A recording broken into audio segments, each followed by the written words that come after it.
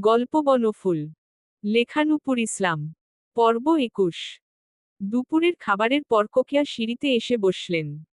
গায়ে হালকা মিষ্টি রঙের কাপড়, ভেজা চুলগুলো পিঠে ছড়িয়ে। গতদিনের নানান ঝামেলা চিন্তার রেশ চোখে মুখে আজ নেই বললেই চলে, বরং কিছুটা স্বস্তিই চোখে মুখে। যেই অসম্মানের ভয় কুঁকড়ে গিয়েছিলেন, আল্লাহ সেই রকম হতে দেননি। সব আত্মীয় স্বজন খোঁজ খবর নিচ্ছে, পুলিশ নিজেদের স্টেটমেন্ট দিয়েছে। সেই স্টেটমেন্টই এখন সোশ্যাল দুনিয়ায় ঘুরছে। তবে সোহাগ ছেলেটার কি হলো কে জানে? খোঁজ খবরই নেই। তার কেন জানি ঘুরে ফিরে সন্দেহ খালিদের উপরেই আসে। দুনিয়ার বিটলা কোন দিকের প্যাচ কোন দিক দিয়ে লাগিয়ে দেয় বোঝা যায় না। তাই তাদের উপকার করলেও মন কেন জানি তার দিকে কখনো সায় দেয় না। যাই হোক, বিপদ গেছে আপদ গেছে। তার মেয়েদের এখন ভালো একটা দিক হলেই হলো। তাছাড়া ভালো একটা সম্বন্ধ আবার হাতে এসেছে। তারা ফিরলেই তার বড় ভাই এগিয়ে কথা বলবেন। তাই কোকিয়া মনে সেই স্বস্তি নিয়েই কাপড়ের আঁচলটা গুছিয়ে আরাম করেই বসল। গত দুদিন শীতে মুড়িয়ে থাকলেও আজকের দিনের শুরুটা হয়েছে ঝিলমিল রোদ দিয়ে। সেই শেষ দুপুরের ঝিলমিল রোদ আর উঠানের এক পাশে প্যান্ডেলের লোকদের হাঁকডাক, আরেক পাশে ধুমছে পুকুর খননের কাজ বসে দেখতে দেখতে তার খারাপ লাগল না। আর এই কাজেই বড় ভাই মহাব্যস্ত হয়ে আছেন। কাল শুক্রবার, তার মধ্যে সে ফিরবে সোজাই বলেছে। থাকলো তো কম না, তার মধ্যে প্রচুর শীত। আর এই শীতের আবহাওয়া কাউকেই খুব একটা স্যুট করছে না। নাবিলা 12 মাসেরই রোগী, কিন্তু নোভাকে সকালে দেখল হাঁচির পর হাঁচি দিচ্ছে। চোখ মুখ নাক সব লাল হয়ে আছে। তাই অনেক হয়েছে, এবার সত্যিই ফেরা দরকার। তো বড় ভাই আর কি করবেন? শুনে এই শুক্রবারেই দোয়ার আয়োজন করবেন বলে জানালেন। নাজিম রাতে আসবে। গত দুদিনের দৌড়ঝাঁপে কাজ জমে গেছে, সেগুলোই ক্লিয়ার করে বিকেলের দিকে রওনা দেবে। সবাই যেহেতু একসাথে হয়েছে, বসে থেকেও তো আর লাভ নেই। তাই দাওয়াত থেকে শুরু করে বাজার সদাই কম কিছু তো না। সব দিকেই এক হাতে নজর রাখতে হচ্ছে। তার মধ্যে আদরের ছেলে আর ভাতিজা গত দুদিন ধরে গায়েব। ওই যে গল্পটা আসর বসালো, তার পরদিন ভোরেই বেরিয়ে গেছে। কোনো বন্ধু নাকি দাওয়াত করেছে, তাড়াতাড়ি ফিরে আসবে। কিন্তু সেই তাড়াতাড়ি আজও শেষ হয়নি। বন্ধুরা মিলে নাকি কোথায় কোথায় ঘুরছে। এদিকে নোভা মুখ ফুলিয়ে বসে আছে। তাকে রেখে দিব্যি তারা ঘুরে বেড়াচ্ছে, এটা সে মানতে পারছে না। তবে তাদের জন্য তো আর বসে থাকা যায় না। তাই বেচারা বড় ভাইয়ের ওপর সব চোট পড়ে গেছে। অবশ্য তাকে দেখে বোঝার উপায় নাই। বরং রোকেয়ার মনে হচ্ছে, বড় আমোদেই করছে। অবশ্য আপাতত জরুরি কাজটুকু করবে। করে তাদের সাথেই ফিরে যাবে। ছেলে যতদিন আছে আর কোনো কাজ টাজ করবেন না। এই পুকুরের কাজটা জরুরি ছিল, তাই লোক লাগানো হয়েছে ডাবল। কাল পর্যন্ত হয়তো হয়েও যাবে। আশপাশের মানুষ, গ্রামের কিছু মাথা, এতিমখানা আর পুকুর খননের মানুষদের নিয়েই দোয়ার কাজটা একেবারে শেষ হয়ে যাবে। আর হলেই কোকিয়া ফিরে যাবে।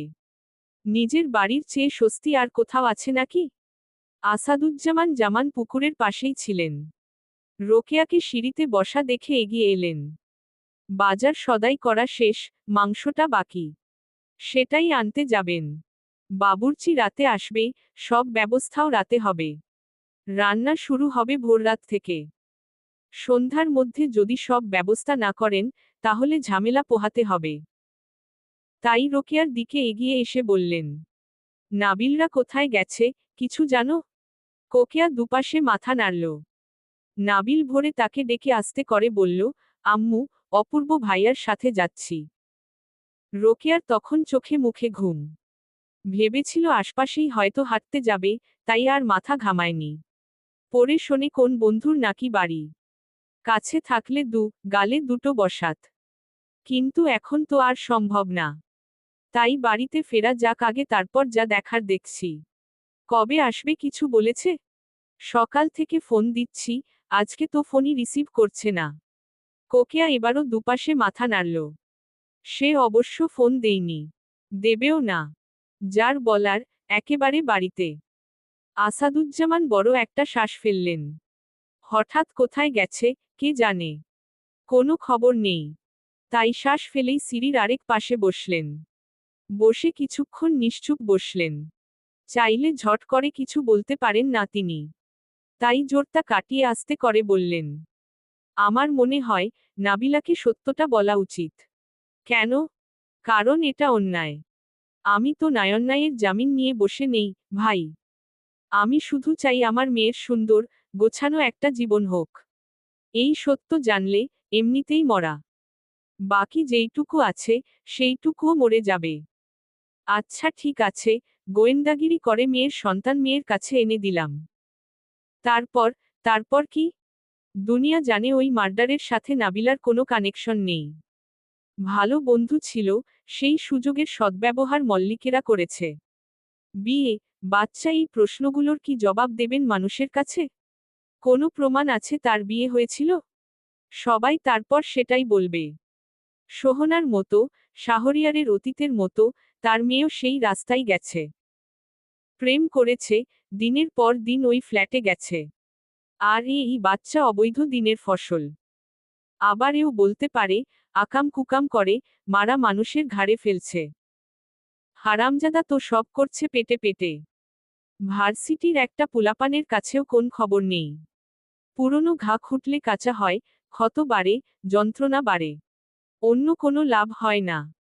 তাই বিশ্বাস করেছি, বিশ্বাসটুকু রাখুন। অন্য কোনো ঝামেলা আমি চাই না। আসাদুজ্জামান রোকেয়ার সাথে সহমত হলেন।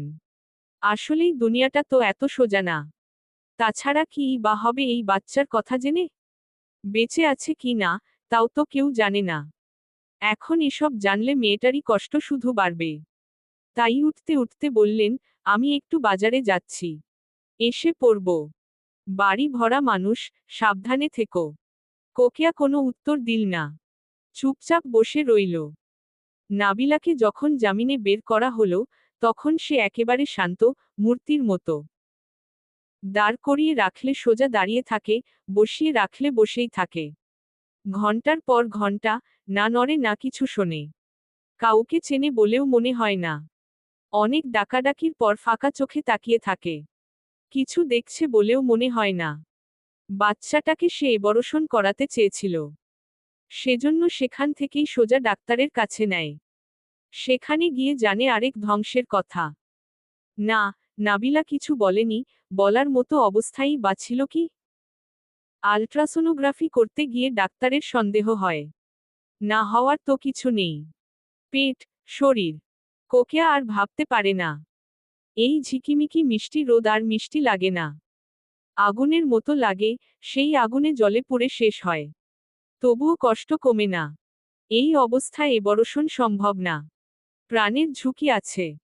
করতে হলে ঝুঁকি নিয়েই করতে হবে। রোকেয়ার আর সাহস হয়নি। কত কষ্ট দেবে মেয়েটাকে। শেষমেশ আল্লাহ উপরে ছেড়ে দিছে। আল্লাহ যা ভালো মনে হয় করুক। মা তাকে নিয়ে গেলেন অনেক দূরে। এই সমাজ, এই মানুষ, এই সব কিছুর আড়ালে। সেই আড়াল থেকেই একদিন মা ফোন করে জানালেন সন্তানটা বেঁচে নেই। না থাকারই কথা। নাবিলা তখন পুরো উন্মাদ।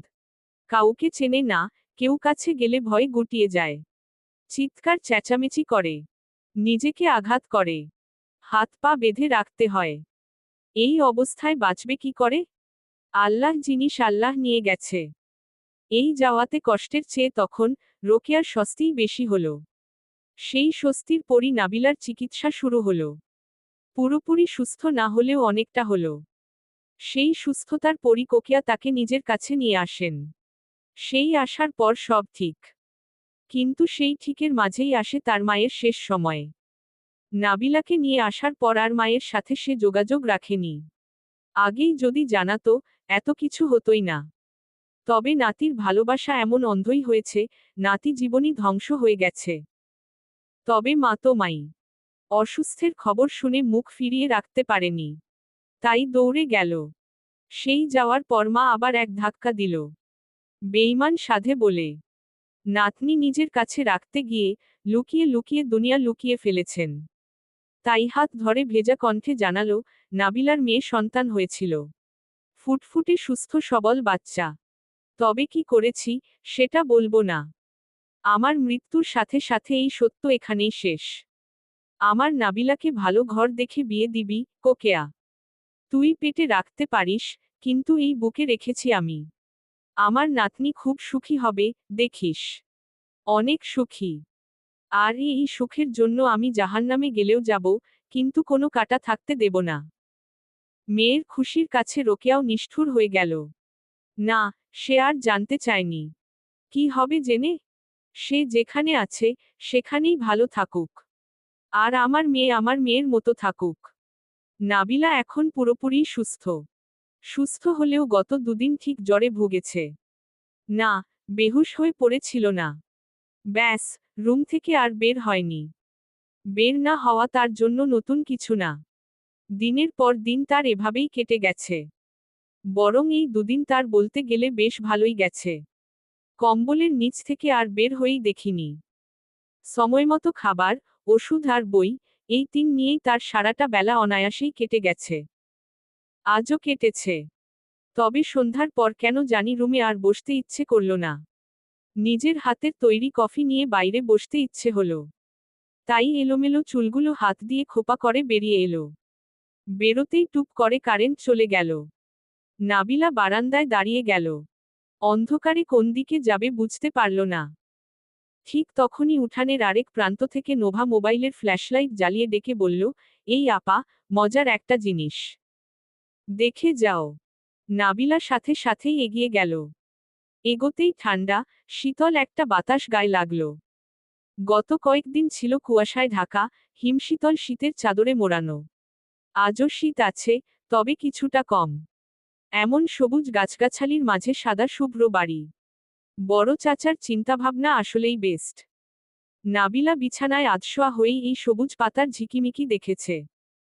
এমন মিষ্টি রোদ, সাথে বই আর এক কাপ চা, এর চেয়ে সুন্দর জিনিস আর কি হতে পারে। তবে তার রং তুলিটাকে খুব মিস করেছে। এই রোদের লুকোচুরি খেলাটা তার শুভ্র সাদা কাগজে বন্দি করতে ইচ্ছে করছে। কিন্তু ব্যাগভর্তি বই আনলেও রং তুলি তো দূরের কথা, সামান্য একটা পেন্সিলও আনেনি। অবশ্য বড় চাচাকে বললেই এনে দিতেন, কিন্তু বলতেও ইচ্ছে করেনি। নোভা দাঁড়িয়ে আছে পুকুরের পাশে। না, এখন আর মানুষজন নেই। তবে কিছুক্ষণের মাঝেই বারবুচিরা এসে পড়বে। তাই আসমানি খালাকে নিয়েই শেষ এক রাউন্ড দিচ্ছে। কেননা মা কড়া করে বলেছে, মানুষ আসলে রুম থেকে আর বের হওয়া যাবে না। নাবিলাও এসে দাঁড়ালো পুকুরটার পাশে। অনেকটা কাজ হয়ে গেছে। বড় চাচা নাকি সান বাঁধানো ঘাট করবে। তখন নিশ্চয়ই খুব সুন্দর হবে। কখনো এসে দেখা হবে কি না, কে জানে। তাই বড় একটা শ্বাস ফেলে বলল, কি হয়েছে? নোভা হেসে ফেলল। কিছুই হয়নি। আপা বারান্দায় থমকে দাঁড়িয়েছিল। অন্ধকারে প্রথমে না দেখলেও লাইট জ্বালাতেই খেয়াল করল। তাই এমনি এমনি ডাকা। তাছাড়া এই ভূতের বাড়িতে আটকে আছে যারা ঘোরার, তারা তো ঠিকই ঘুরছে। আর সে ঘুরে ফিরে এই চার দেওয়ালের মধ্যেই বন্দী হয়ে আছে। মা একা বের হতে দেবে না। বড় চাচা ব্যস্ত। সে আর করবে কি? দিন রাত বসে বসে এই মাটি কাটার কাজ দেখছে। এর চেয়ে তো বাড়িতেই ভালো থাকত। অন্তত ভার্সিটি যেত, বন্ধুদের সাথে আড্ডা দেয়া হতো। বন্ধুদের কথা মনে হতেই নোভার ভেতরটা খুশিতে টগবগ করে উঠল। সে তো ভাই সেলিব্রিটি হয়ে গেছে। এই ভিডিওর কাণ্ডে তার ফ্যান ফলোয়ার রাতারাতি আকাশ ছুঁয়ে গেছে। সব ছবিতে লাইক, কমেন্ট, শেয়ার, ভাইরে ভাই। সে অবশ্য আর ছবি টবি কিছুই ছাড়েনি। আগের ছবিতে এক একজন মোটিভেশনাল কমেন্ট করে করে রাতারাতি রিচ বাড়িয়ে দিচ্ছে। দেখো কাণ্ড। সে ভেবেছিল, এই মুখ আর দেখাতে পারবে না। অথচ এখন এই মুখ দেখার জন্যই সবাই বসে আছে। বন্ধুরা কলের পর কল দিচ্ছে। নোভা তো এখন ভাই টপে। এই টপের কথাগুলো বলার জন্যই সেই দিন সকালে অপূর্ব ভাইয়ার রুমে গেলে। ও মা! তারা সূর্য ওঠার আগেই গায়েব। তবে রাতে গিয়েছিল আপার জন্য ওষুধ আনতে। গিয়ে দেখে, এমন শীতেও সেই দিনের পাতলা কম্বল টেনে বান্দা শোয়ার প্রস্তুতি নিচ্ছে। অথচ পায়ের কাছে মোটা কম্বল। সে দেখেই বলল, এই কম্বলের কাহিনী কি? কাহিনী হলো, কম্বলটা আমার খুব পছন্দ হয়েছে। এটা আমি নিয়ে যাচ্ছি। এটা হবে অপূর্ব দ্য গ্রেট বংশের বংশীয় পরম্পরার কম্বল। আমি গায়ে দেব, মৃত্যুর আগে ছেলের হাতে তুলে দেব। তারপর ছেলে দেবে তার ছেলের হাতে, তার ছেলে দেবে তার ছেলের হাতে। এভাবে চলতেই থাকবে, চলতেই থাকবে। নোভা হেসে ফেলল। হেসে বলল, কম্বলটা আমার মায়ের। আমাদের দিয়েছিল এক্সট্রা হিসেবে। আপনার কাছে এলো কিভাবে, সেটাই তো বুঝতে পারছি না। অপূর্ব ভাইয়া হাসল। হেসে শুয়ে চোখ বন্ধ করে বলল, আমার ওই কালো ব্যাগের পকেটে ওষুধ। যা আছে সব নিয়ে যাও। তোমাদের উচিত একটা ফার্মেসি খোলা, বা লজিং মাস্টারের মতো লজিং ডাক্তার রাখা। দেশে এসেছি, কিন্তু একদিনও এমন পাইনি, পুরো পরিবার সুস্থ। নোভা আবার হেসে ফেলল। কথাটা আসলেই ঠিক। হেসে ওষুধ নিয়ে চলে এসেছে। তবে খেয়াল করল, অপূর্ব ভাইয়া একবারও আপুর কথা জিজ্ঞেস করেনি। এমনকি সারা রাত আপা জ্বরে ভূগোল একটু খবরও নেয়নি। নাকি আপুর গল্প শুনে সব ভালো লাগা উড়ে গেছে? যদি যায়, তাহলে অপূর্ব ভাইয়ার সাথে সে আর জীবনে কথা বলবে না। সে অপূর্ব ভাইয়াকে পছন্দ করে। কেমন পছন্দ করে, নিজেও জানে না। অপূর্ব ভাইয়া কথাই মনে হয় কিছুটা ঠিক। প্রথম দিন জেনে এমন কষ্ট লাগল। কিন্তু এখন আর কিছুই লাগছে না। বরং আপার কথা জিজ্ঞেস না করাই তার রাগ লাগছে। অথচ খুশি হওয়ার কথা ছিল। এই রাগ নিয়েই রাতে তার ভালো ঘুম হলো। না হওয়ার কোনো কারণ ছিল না। গত রাত ঘুমের ছিটেফোঁটাও ছিল না। তাই কম্বল টম্বল টেনে শুতেই ঘুম। ঘুম ভাঙল একেবারে সকালে। আর সকালে উঠেই এক লাফে সেলিব্রিটি। তাই হেসেই বলল, কিছুই না আপা। চল, পুকুরে নামি। নাবিলার কোনো ইচ্ছে হলো না। তাছাড়া চাদরও আনেনি। শীতে গায়ে কাটা দিচ্ছে। সে চলে যাবে, এমন সময় গেটের কাছে সিএনজির শব্দ পাওয়া গেল। বাবা এসেছে নিশ্চয়ই। নাবিলা হেসে দরজার দিকে এগোল। কিন্তু তাকে পেছনে ফেলে নোভা দৌড়ে গেল। আসমানি দেখেই বলল, উল্টাই পাল্টাই পড়ব, দেইখো। বলতে দেরি, গেটের কাছে গিয়েই ধপাস করে পড়তে দেরি হলো না। জুতার নিচে কাদা মাটি, তার ওপর গেটের সামনের পাকা অংশে কুয়াশা। না পড়ে উপায় আছে। আর পড়ার শব্দেই পকেট গেট দিয়ে একজন উকি দিল। গায়ে সাদা পাঞ্জাবি, মুখ ভর্তি চুল দাড়ি। অন্ধকারে মুখ দেখা না গেলেও সাদা জামা আর দাড়ি দেখে নোভা এমন চিৎকার দিল। এক চিৎকারে বাড়ির মানুষ তো ভালোই, আশপাশের মানুষও জড়ো হয়ে গেল। চলবে। গল্পটা কেমন লাগলো জানাবেন ও সাবস্ক্রাইব করতে ভুলবেন না প্লিজ।